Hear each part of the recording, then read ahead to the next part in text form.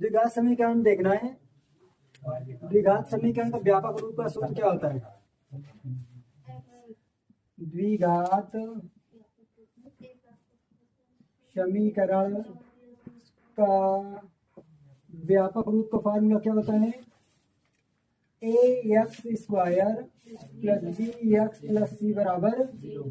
ये तो व्यापक रूप का सूत्र हो गया। चलिए इससे जब इसकी आवश्यकता पड़ेगी तो देखेंगे। दो क्रमागत धनात्मक पूर्णांक बोला, क्या बोला है? देखिए, दो क्रमागत धनात्मक पूर्णांक का गुणनफल 3/6। तो क्रमागत मतलब क्या होता है? जब पूछे तो सबसे पहले क्या माना? एक मतलब पहली एक धनात्मक पूर्णांक क्या हो जाएगा? यक्ष। अब देखिए बोला है दो क्रमागत धनात्मक पूर्णांक मतलब क्रम से आने वाला और धनात्मक भी हो। तो अगर जैसे अगर यक्ष के स्थान पे क्रमागत मान ले तो माना पहली संख्या 1, तो उसके अगले वाला क्या हो जाएगा? 2 हो जाएगा। उसके आगे वाला क्या होगा? 3। तुमसे केवल पूछा 2, तो 1 और 2। तो हमारे पास दो, पहला जब 1 माना दूसरा कैसे आए? तो 1 में 1 जोड़ा तब 2 हुआ है। तो पहला 1 माना दूसरा, तो इसका मतलब पहला यक्ष माना तो दूसरा क्या हो जाएगा? दूसरी क्रमागत दूसरी धनात्मक पूर्णांक दूसरी धनात्मक पूर्णांक। तो दूसरी धनात्मक पूर्णांक क्या हो जाएगा? देखिए जिस प्रकार 1 में 1 जोड़ा 2 हुआ, यक्ष में 1। ठीक है, बोला है क्रमागत पूर्णांकों का गुणनफल। तो मतलब यक्ष और फिर यक्ष प्लस 1, इन दोनों क्या करेंगे? गुणनफल। कितना दिया? 306। तो यक्ष का गुणा करेंगे यक्ष स्क्वायर, यक्ष का नाम यक्ष 306, तो यक्ष स्क्वायर प्लस यक्ष माइनस 306 गुणनखंड करिए। जैसे हो गया सर। चलो गुणनखंड करते हैं। इसका 18 गुणे 17 बराबर कितना? 306। तो 18 माइनस 17 बराबर कितना? 1 आ गया। यक्ष स्क्वायर प्लस 18 माइनस 17 यक्ष माइनस 306 बराबर 0। यक्ष स्क्वायर यक्ष का गुणा करेंगे 17 यक्ष माइनस 306 बराबर 0। तो यक्ष स्क्वायर यक्ष कॉमन ले लें, यक्ष प्लस 18 माइनस 17 कॉमन लेंगे तो यक्ष प्लस 18। तो दोनों किससे तुलना कर देंगे? 0 से। यक्ष प्लस 18 एक कोष्ठक में यक्ष माइनस 17, यक्ष प्लस 18 बराबर 0, यक्ष बराबर माइनस 18, यक्ष माइनस 17 बराबर 0, यक्ष बराबर 17। हो गया, मूल्य निकालना था। हो गया।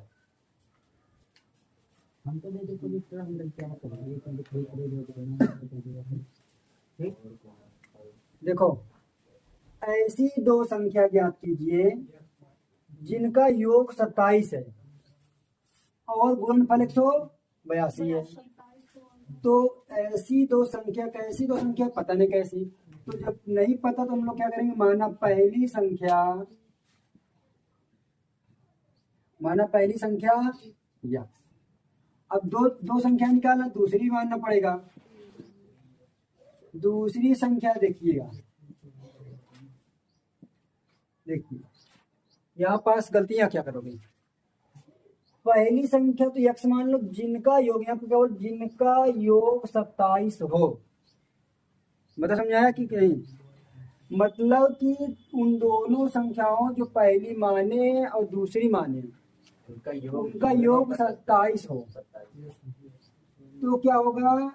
27 योग हो, मतलब पहली संख्या के बराबर। अगर इधर मान लेते हैं, इधर जैसे मान लें इसका योग कोई भी संख्या 27 हो, तब ये इधर जाए किसमें हो जाएगा? माइनस। क्या हो जाएगा? दूसरी संख्या 27 माइनस यक्ष। तब प्रश्नानुसार समझ में आया? ये गलतियां यहाँ मत करिएगा, याद रखिएगा। यहाँ पास यही तरीके हैं दिमाग में। अब बोला है कि दोनों का गुणनफल कितना? 182। तो दोनों गुणनफल, तो पहली संख्या ये है, दूसरी संख्या क्या है? ये है। दोनों गुणनफल कितना हो जाए? 182। तो यक्ष को गुणा करेंगे 27 में तो 27 एक्स, यक्ष को 7 में गुणा करेंगे तो यक्ष स्क्वायर बराबर 182। बाहर कर लें, यक्ष स्क्वायर प्लस 27 एक्स माइनस 182 बराबर 0। तो यक्ष स्क्वायर माइनस 27 एक्स प्लस 182 बराबर 0। इस माइनस को हमने क्या कर दिया अंदर, माइनस प्लस का माइनस, माइनस माइनस का प्लस। अब 182 का ऐसा फैक्टर करिए कि गुणा करने पे 182 है और जोड़ने पर 27 है। कितना आएगा कर लेते हैं, 2 9 18, 2 1 9 2, 3 से कटेगा नहीं, 7 से कटेगा, 7 1 9 7, 13, 7 गुना का 14, 14 गुणे 13 है ना। तो x square minus 14 plus 13 x plus 182 बराबर 0। तो एक्स स्क्वायर माइनस, अब एक्स को गुणा करेंगे तो 14 एक्स प्लस माइनस का 13 एक्स प्लस 182 बराबर 0। एक्स कॉमन ले लो, एक्स माइनस 14, 13 एक्स माइनस 13 को 14 में गुणा करेंगे कितना आ जाएगा 182। दोनों क्वेश्चन मिल गए, एक क्वेश्चन को क्या कर लो कॉमन ले लो, एक्स माइनस 13 बराबर 0। तुलना कर दो, एक्स माइनस 14 बराबर 0, एक्स बराबर 14, एक्स माइनस 13 बराबर 0, एक्स बराबर 13। हमारी दो संख्याएं क्या आ गई देखो, दोनों को जोड़ो, 14 और 13 कितना होगा 100, सॉरी 14 13 27। देखो दोनों को जोड़ने में 27 है कि नहीं आया, ये निकालना है।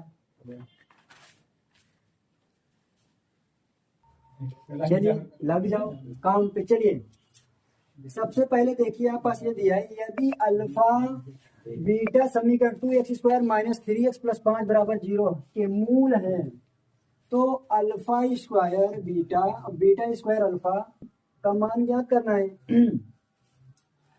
तो पहले हम लोग मूल निकाल लेते हैं। मूल निकालने के लिए क्या है, 2x square minus 3x plus 5 बराबर क्या है 0।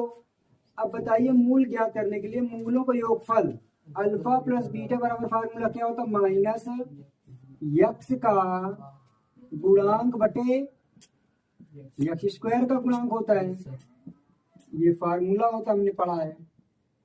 तो अल्फा प्लस बीटा तो माइनस यक्स का गुणांक, तो यक्स का गुणांक ये है, तो यक्स का गुणांक -3 है और सूत्र का पहले से माइनस लगा है बटे यक्स स्क्वायर गुणांक कितना 3, तो माइनस माइनस का प्लस, ये हो गया। अब फिर हमें एक और मूल निकालना है, क्या निकालना है, अल्फा इंटू बीटा बराबर फार्मूला क्या होता है, अचर पद बटे यक्स स्क्वायर का गुणांक। तो अचर पद कितना है, अचर पद ये होता है, क्या होता है ये कितना है 5 और एक्स स्क्वायर कितना 2। इतना हमें ये समझ में आया। हमने ये सब क्यों निकाला है, क्योंकि इसकी वैल्यू निकालनी है। इसकी तुलना किससे कर दोगे, की तुलना किससे किया करते हैं हम लोग, की तुलना इस व्यापक समीकरण से है ना, A X square B X plus C, यही तो होता है। अर्थात तुलना करेंगे तो क्या हो जाता है, माइनस बी अपान में क्या होता था ए, यही हुआ करता था ना, और यहाँ भी क्या होगा सी अपान में ए हुआ करता था, वही प्रक्रिया किया गया है। तो तुलना करके निकाल लिए। अब हमें इसका मान निकालना है। इसका मान निकालने के लिए देखो अल्फा स्क्वायर बीटा और बीटा स्क्वायर अल्फा, हमें अल्फा और बीटा पता, अल्फा और बीटा पता, अल्फा स्क्वायर बीटा पता क्या नहीं पता, और ना तो हमें अल्फा प्लस बीटा पता। इसका मतलब यहाँ पास कुछ और करना पड़ेगा। तो क्या कर सकते हैं यहाँ पास, इसको अलग अलग कर सकते हैं ना, मतलब कि अब कहाँ अलग कर देंगे इसको, कॉमन ले लें। प्लस में। तो एक ही काम बच रहा हमारे पास, क्या कर लें, कॉमन ले लें। तो दोनों में अल्फा बीटा है, तो यहाँ अल्फा बचा बीटा बाहर, यहाँ बीटा बचा अल्फा। देखो अल्फा इंटू बीटा बराबर कितना मान दिया है 5 बटे 2, और अल्फा प्लस बीटा बराबर कितना दिया है 3 बटे 2, 3 पंजे 15, 2 दुना का 4। क्या हमें आंसर पता चला, छोटा सा क्वेश्चन। चलिए देख तो कितना ये सबसे इजी क्वेश्चन, ये दुनिया का सबसे इजी क्वेश्चन। हल हल में क्या करेंगे, x square minus 7x plus 12 कि पहले मूल ज्ञात कर ले। मूल ज्ञात करने के लिए हमें क्या, मूलों का योगफल क्या होता है अल्फा प्लस बीटा बराबर माइनस बी अपान में ए। बी क्या है, एक यक्स का क्या, ये यक्स का गुणांक है, और ए क्या है यक्स स्क्वायर का गुणांक है। उसी प्रकार बी, बी कहाँ से प्राप्त करेंगे हम लोग? इसकी तुलना किससे करते हैं?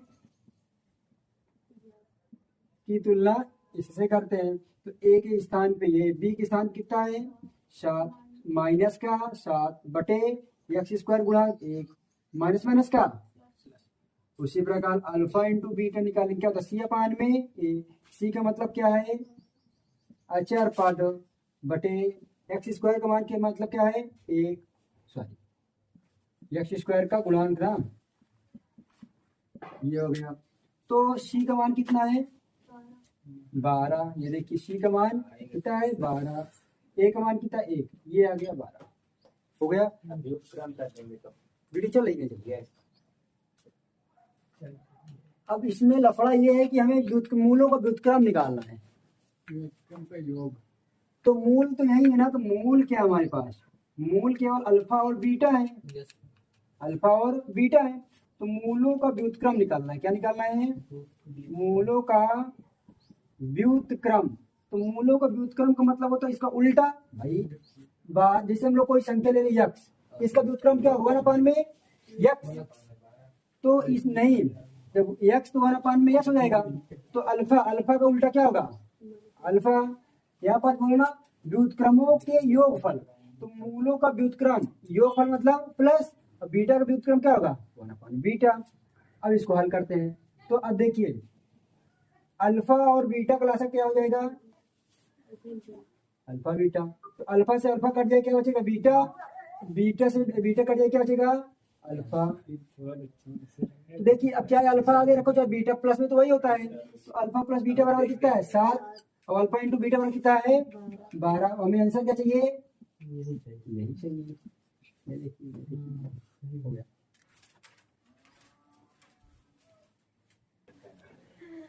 देखो अच्छा, ध्यान समझिए क्वेश्चन। दो ऐसे क्रमागत विषम धनात्मक पूर्णांक ज्ञात कीजिए जिनके वर्गों का योग 290 है। ध्यान समझिएगा। माना पहली विषम धनात्मक पूर्णांक या धनात्मक पूर्णांक क्या हो जाएगा? धनात्मक पूर्णांक क्या होगा? इधर समझिए। बोला ऐसे क्रमागत विषम धनात्मक पूर्णांक ज्ञात कीजिए जिनके वर्गों।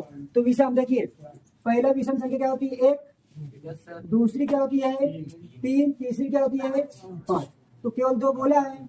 अगर पहले के स्थान पे हमने क्या मान लिया? यक्स। यक्स में एक के स्थान 1, बताइए 1 में कितना जोड़ा है कि 3 हो गया? 2। तो दूसरी यक्स प्लस 2, तो दूसरी धनात्मक पूर्णांक क्या हो जाएगी? विषम। दूसरी विषम धनात्मक पूर्णांक क्या हो गया? x plus 2। समझ में आया क्या? देखिए ध्यान से, पहले अगर 1 माना तो दूसरा 3 आएगा। तो पहले x माना तो 1 में कितना जोड़ा? 3 हुआ। तो दूसरी क्या होगी? 2। अब हम लोग क्या करेंगे? प्रश्न अनुसार। अभी किताब नहीं उठाया हूँ।